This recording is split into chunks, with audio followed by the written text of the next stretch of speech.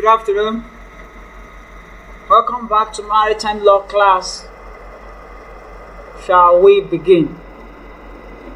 We ended the last time with the bill of lading under the Hague Visby, and the Hamburg rules. Today we shall begin with the types of bills. Already explained. We touched some of them the last time.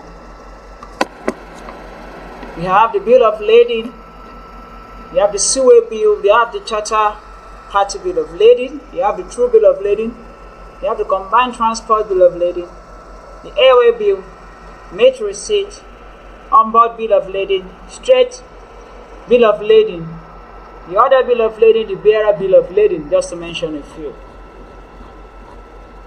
We'll touch on them briefly as a reminder. There are various types of bills related to carriage of goods by sea, each serving specific purposes and reflecting different aspects of the shipping process. Here are some of the key types of bills associated with maritime trade.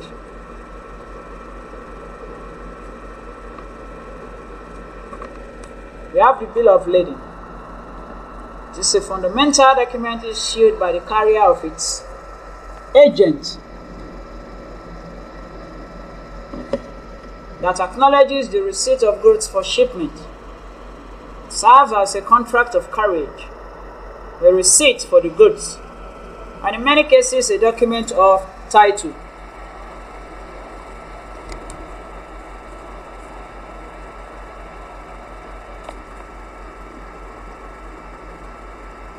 Types of bills of lading include the straight, often called the non-negotiable, the other, often called negotiable, the bearer, and the plain bills.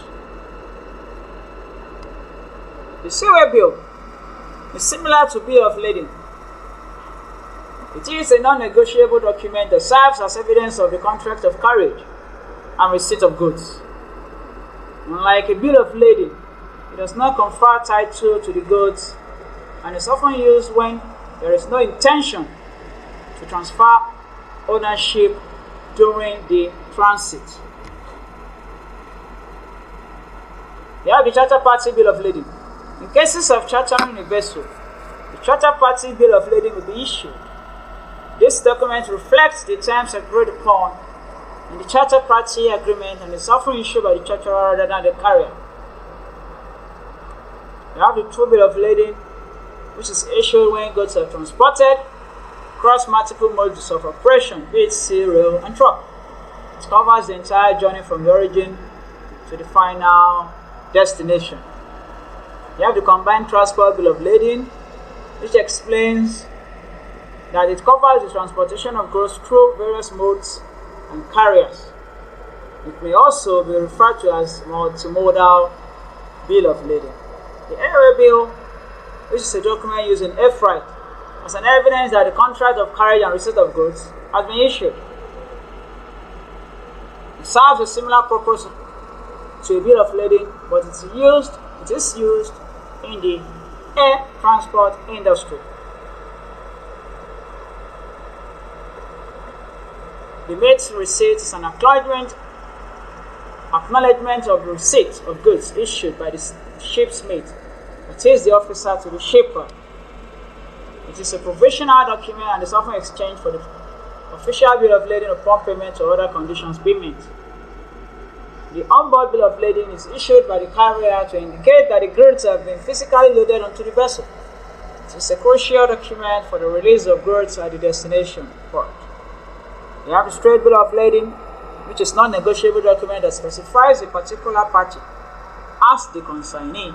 It is often used when the goods are intended for delivery to a specific entity and are not intended to be traded or transferred.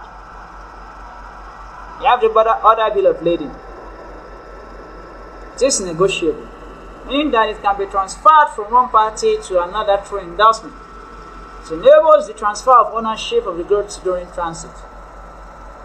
The bearer bill of lading is a type of bill that does not specify a consignee. Here, the possession of the document itself is sufficient for claiming the goods. making it similar to a bearer instrument, as the name suggests, the bearer. And these various types of bills play crucial roles in facilitating and documenting the international carriage of goods by sea, providing clarity, security, and legal recognition to the parties involved in maritime trade transactions. The choice of the appropriate type of bill depends on the specific requirements of the trade agreement and the preferences of the parties involved. We now move on to the electronic bills.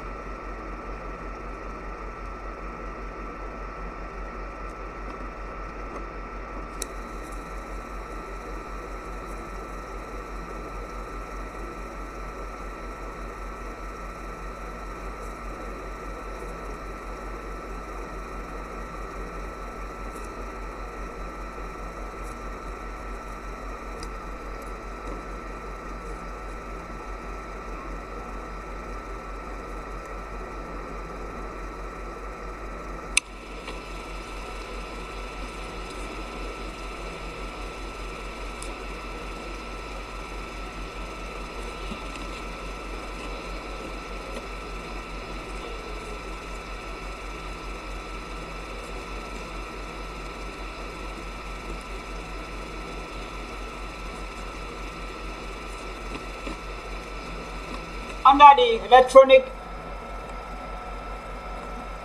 bills of lading, there are some key points that we will explain.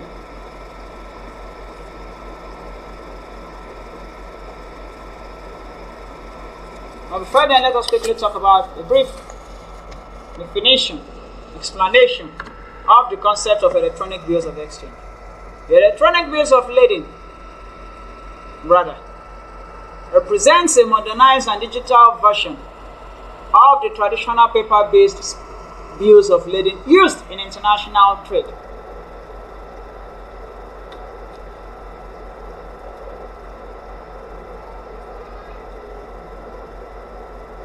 The transition from paper to electronic formats offers several advantages, including increased efficiency, reduced costs, and improved security.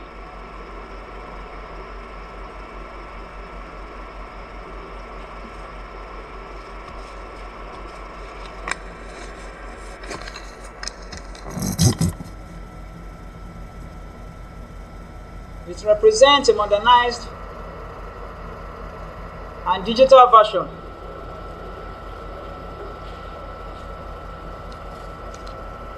of the traditional paper-based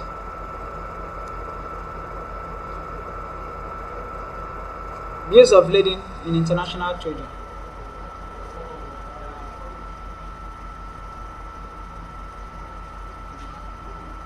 And we are told that the transition from paper to electronic format, the use of computers, the internet, offers various merits.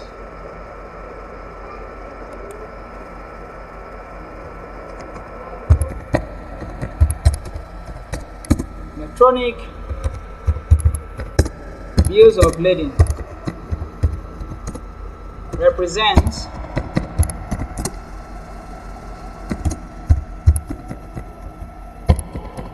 a modernized and digital version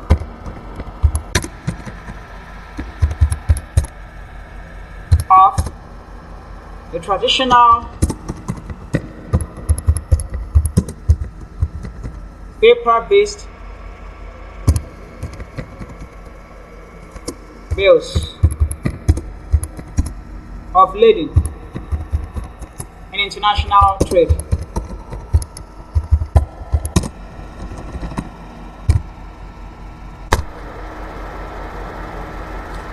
And a simple, straightforward definition of electronic bills of lading.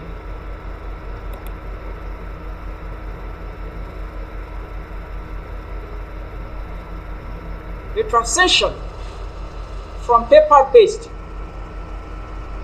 The transition from paper to electronic use or format has several merits, advantages, or benefits. It increases efficiency in its utilization. It reduces cost of buying paper from time to time,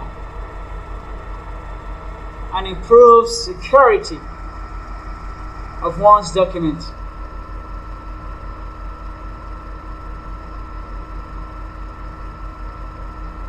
And we would like to talk about some of the key points of bills of lading.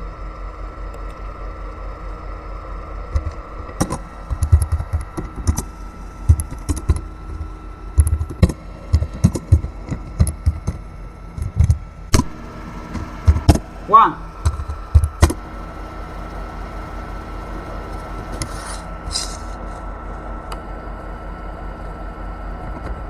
definition.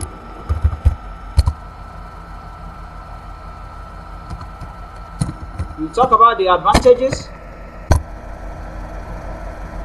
Its legal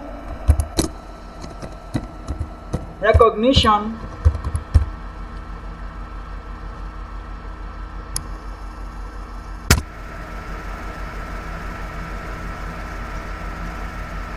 You have the EDI and blockchain technology.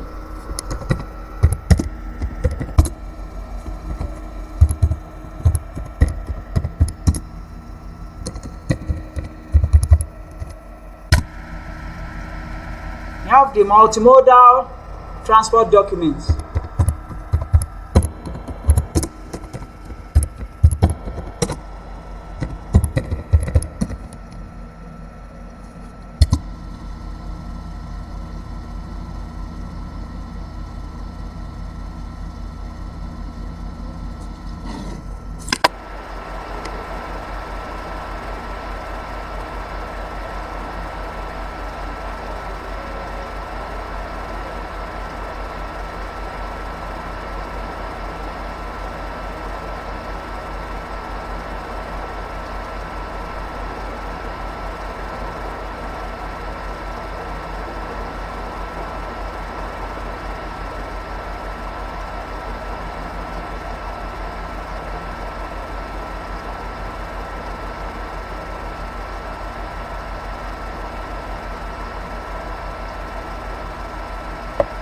Number 6, you have the regulatory compliance.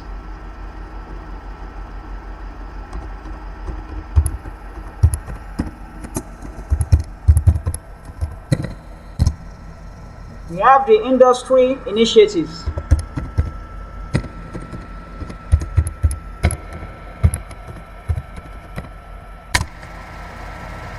We have challenges and considerations.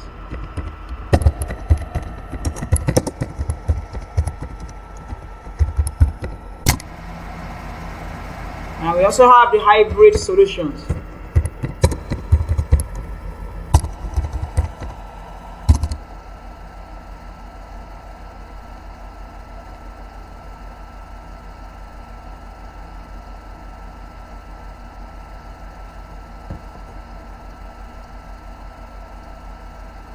All these are some of the key points of bills of lading. Now we shall begin with the definition, and then we'll move on to the advantages, the legal recognition, the EDI and blockchain technology, the multimodal transport documents, the regulatory compliance, the industry initiatives, challenges and considerations, as well as the hybrid solutions. We begin with the definition.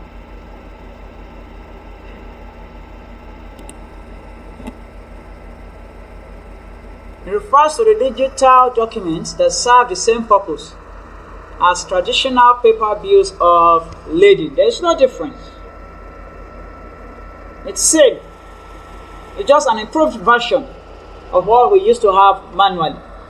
They contain essential information about which the shipment of goods, the terms of the contract of carriage, and they also act as a receipt for the goods.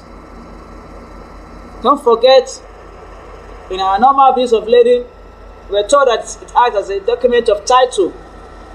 Same is enshrined here.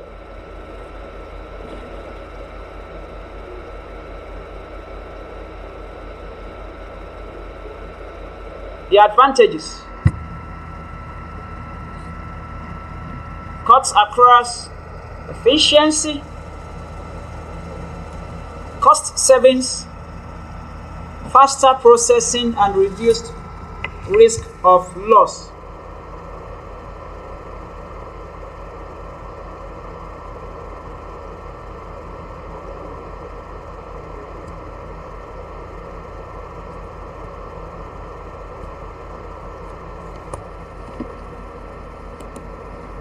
The advantages: cuts across efficiency,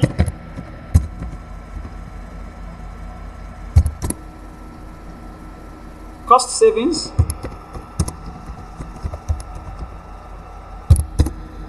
faster processing,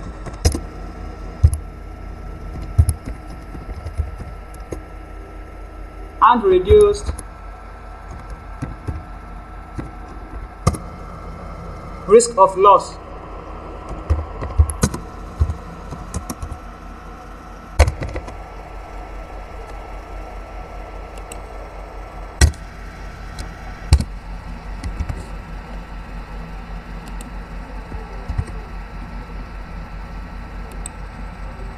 For the efficiency, it streamlines the documentation processes, reducing paperwork, and expedite the flow of information in the supply chain. It saves cost. How? With the use of electronic documents, there is elimination of the costs associated with printing, handling, and transporting paper bills of lading from one place to another. Here, we save cost. That which has to do with printing, whether in short, medium, or large quantities, handling, and transportation of these papers down to the destination point where it is needed. The processing is done faster. Why? Because it can be completed more quickly than the traditional paper-based processes. It has to move from place to place, from one table to the other. Bureaucratic tendencies is cancelled. It's totally exterminated, thereby reducing transit times and improving overall efficiency.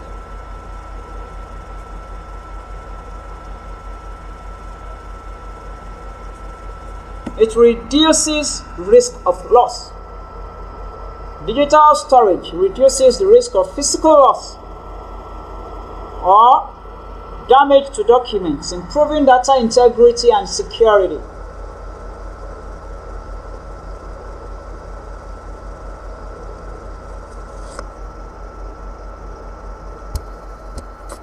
We also have the legal recognition.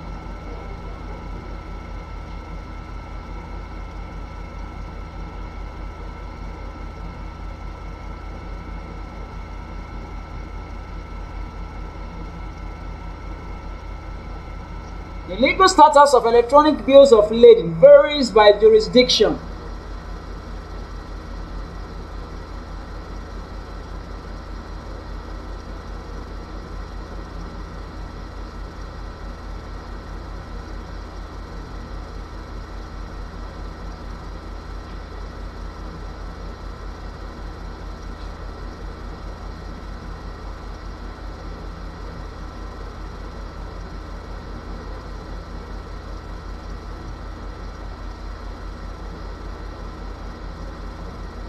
Many countries have enacted laws or regulations recognizing the validity and enforceability of the EBLs, while others may still require traditional paper documentation.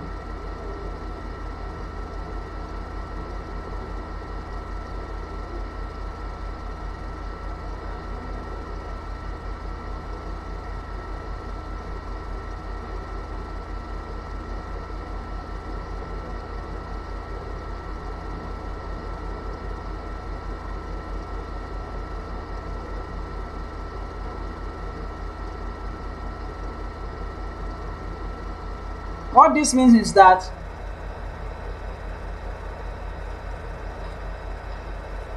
any countries have enacted laws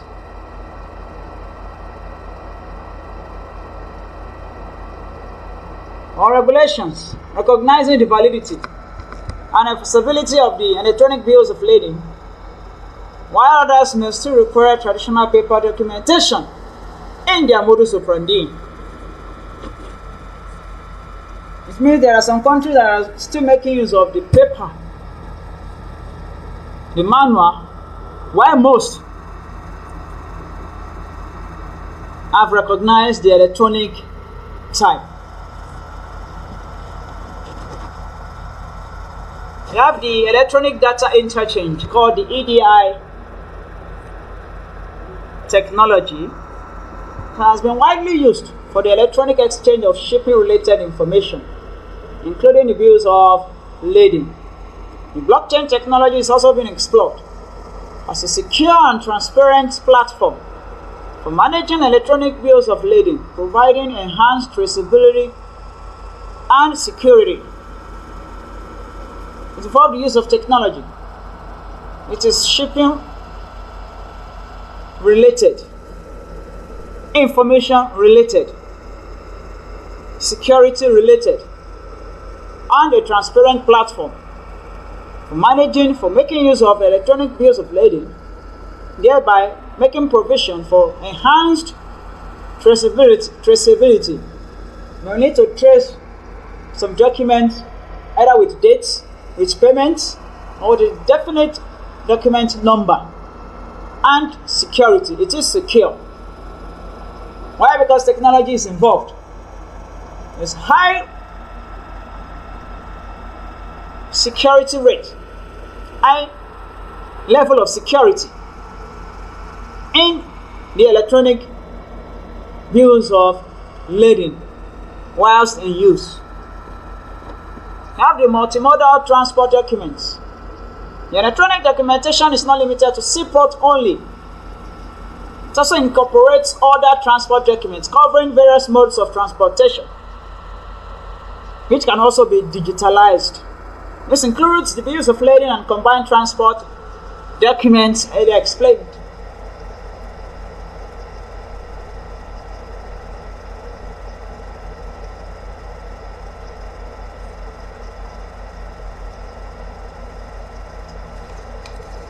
We have the regulatory compliance. In compliance with international regulations such as the United Nations Convention on the Use of Electronic Communications in international contracts, that is UNCITRAL, UNCITRAL, represents the United Nations Convention on the Use of Electronic Communications in international contracts, and national e-commerce laws, which is crucial for legal recognition of electronic documents. In life, there are certain things that if you do, they do not take cognizance of them. They are not regularized. They are not documented. The law does not recognize them. But for the purpose of these electronic bills of lading, it is recognized internationally. We have a body that recognizes such in compliance with a definite body set up to govern the shipping as well as the maritime industry. These are examples that have been cited: the national e-commerce laws and the UNCITRAL, which is crucial for the recognition, the legal recognition of such an electronic document.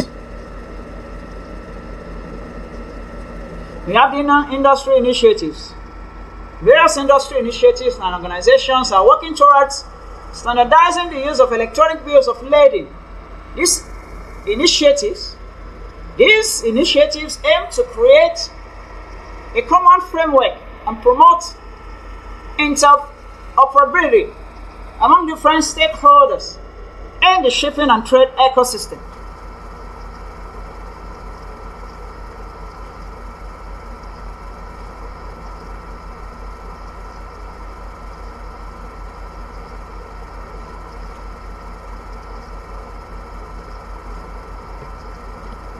Challenges and considerations. Challenges associated with widespread adoption of electronic bills of lading include concerns about data security, potential fraud, and the need for global standardization.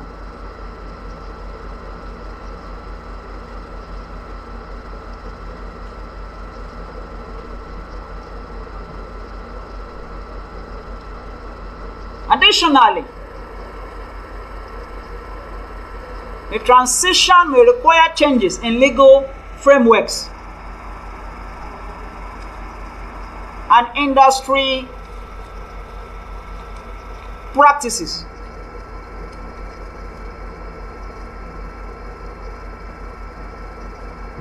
What this means is that there are challenges everywhere.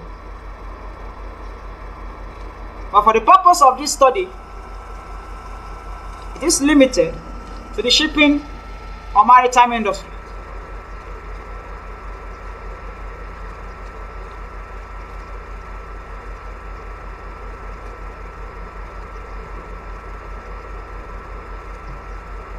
It addresses concerns about data security,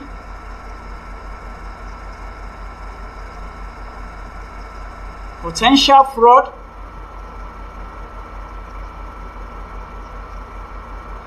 the hackers that infiltrate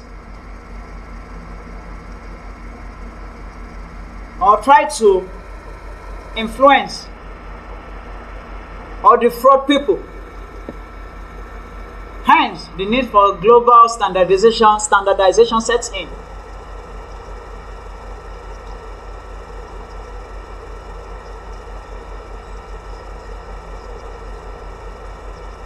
And additionally, there is a transition which may require changes in legal frameworks and industry practices.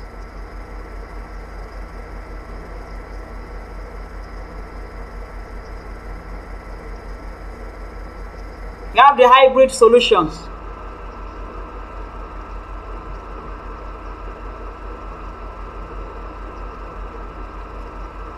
Some companies and platforms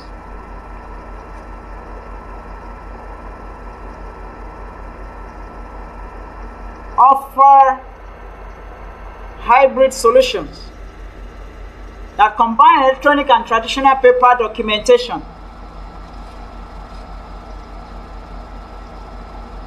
These solutions aim to provide flexibility for businesses during the transition to fully digital processes.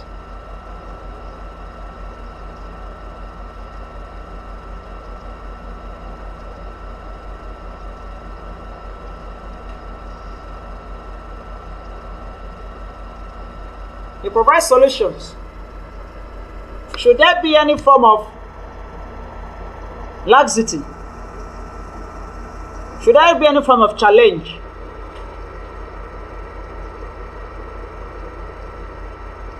Should there be any form of trying to print, having to input certain information on the database? These solutions aim to provide flexibility for businesses during the transition to fully digital processes.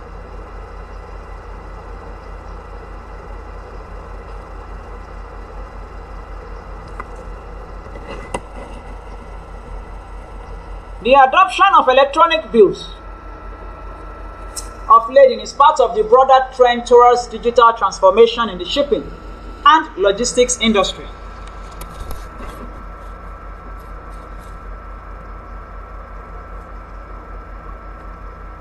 As technologies and regulatory frameworks continue to evolve, electronic documentation is likely to play an increasingly prominent role in international trade.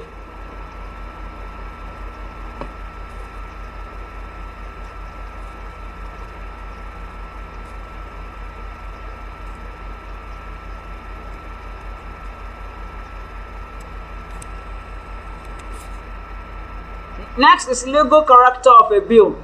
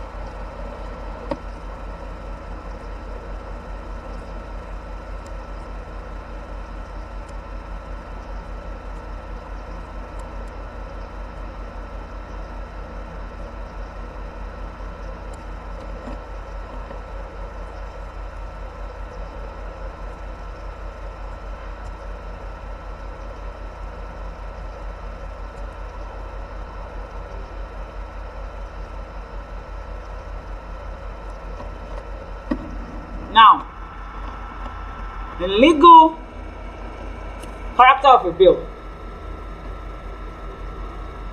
especially a bill of lading, is multifaceted and encompasses various aspects that impact the rights, obligations, and relationships of the parties involved in the international carriage of goods by sea. It is multifaceted, very wide, voluminous, and it incorporates various aspects that impact the rights, obligations, duties, and relationships of the parties, all parties involved in the international carriage of goods by sea. Now, we shall talk about the key elements that define the legal character of a bill.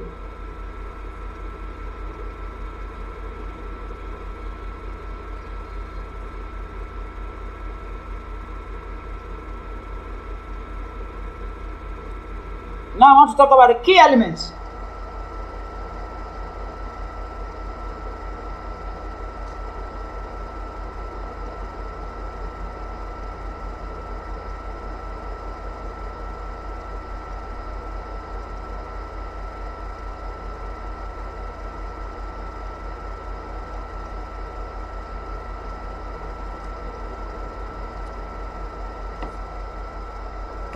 The key elements that define the legal character of a bill. 1.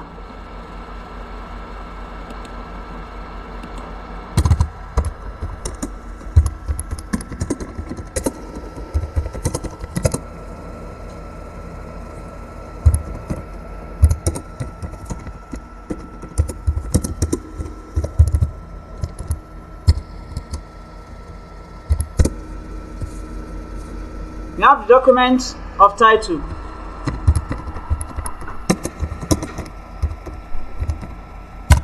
2. Have the contract of carriage.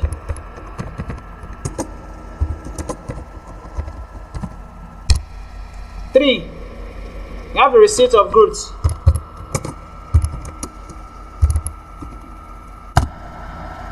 4. We have the documentary credit. 5.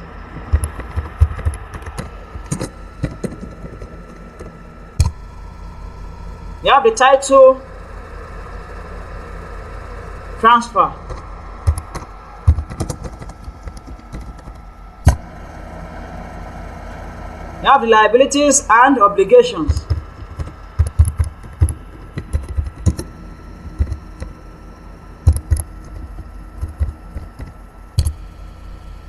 We have the negotiability. 8.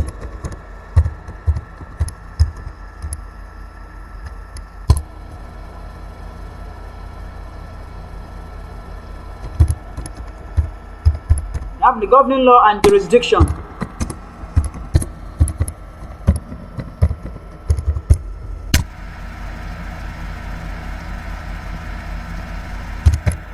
We have the liens and stoppage.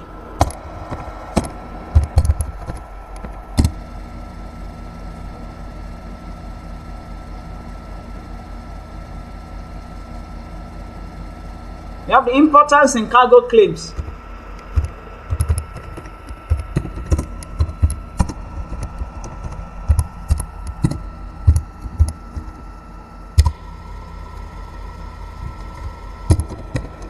We also have the electronic bills of lading.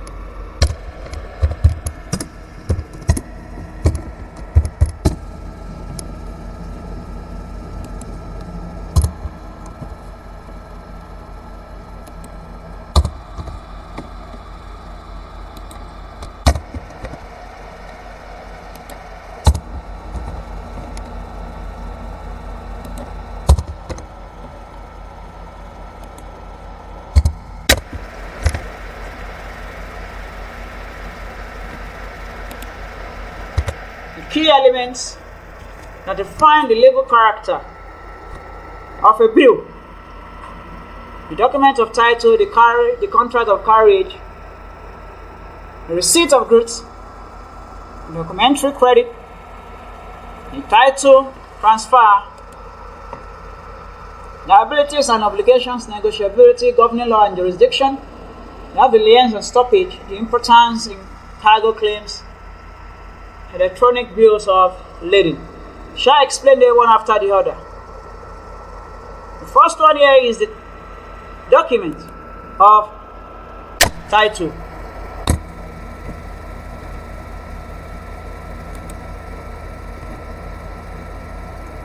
It's considered a legal document. It's considered a document of title, as the name suggests, especially when it is negotiable.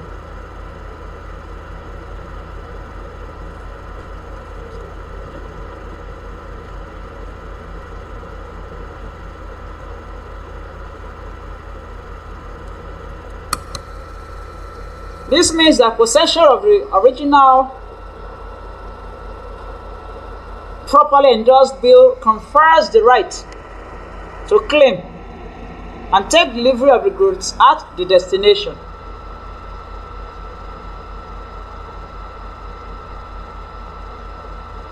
It can be transferred from one party to another through endorsement and delivery.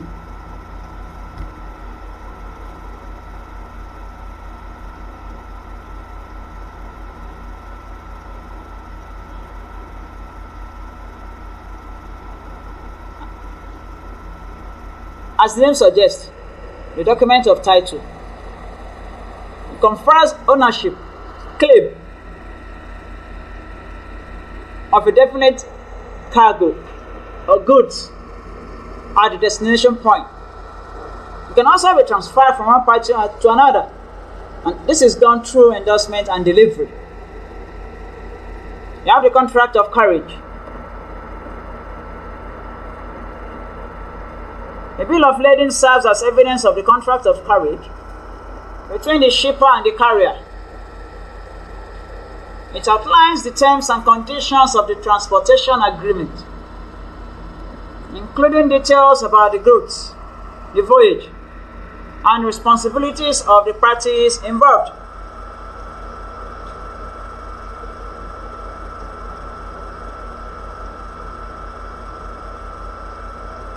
The contract of carriage spells out the terms between the shipper and the carrier. It's an evidence. It's a document evidencing the contract of carriage between both parties.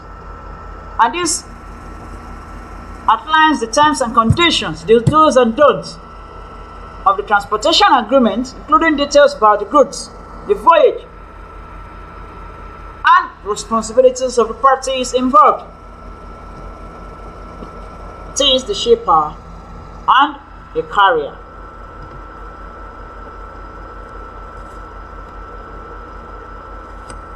We have the receipt for goods.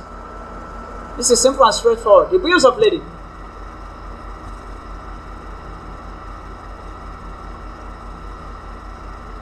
being a legal character, serves as a receipt issued by the carrier acknowledging the receipt of the goods, of the specified goods for shipment.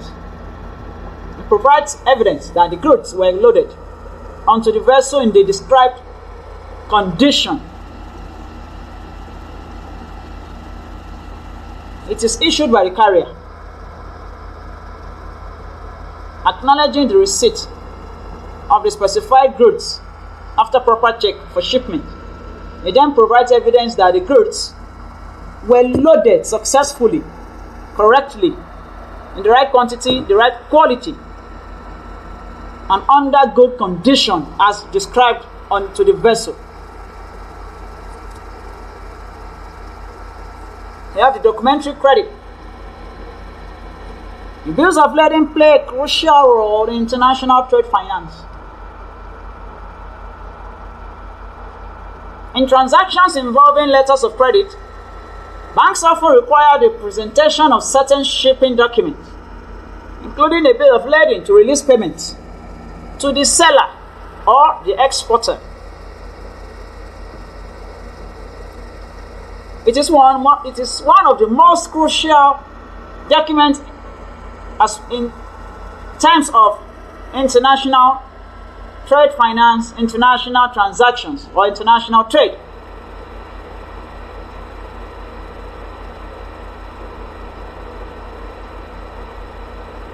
And we're told that banks requires, in most times, the presentation of certain shipping documents, including the bill of lading to release payments to who? The exporter or the seller. We have the title transfer, the negotiability of certain bills allows for the transfer of title to the goods during transit.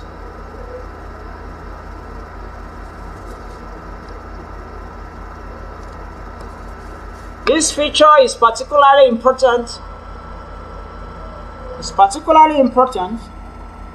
in facilitating the buying and selling of goods.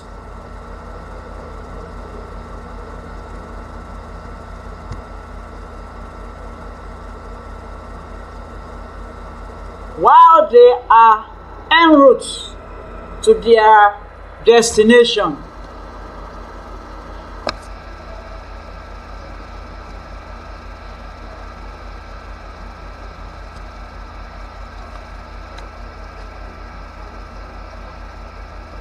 The title transfer again talks about the negotiability of certain bills that allows for the transfer of title from the original owner to the goods during transit.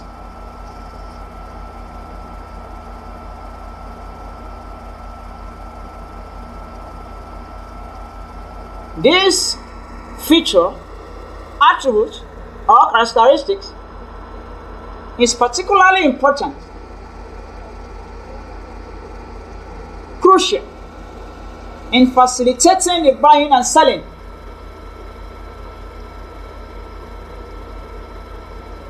of goods while they are en route to their destination. Next is liability and obligations. It outlines the carrier's liability for the goods during transit. It may include provisions regarding the care, custody, and delivery of goods, as well as limitations on the carrier's liability for loss or damage. We shall continue from this explanation in our next meeting. Thank you all. Thank you for listening. God bless you.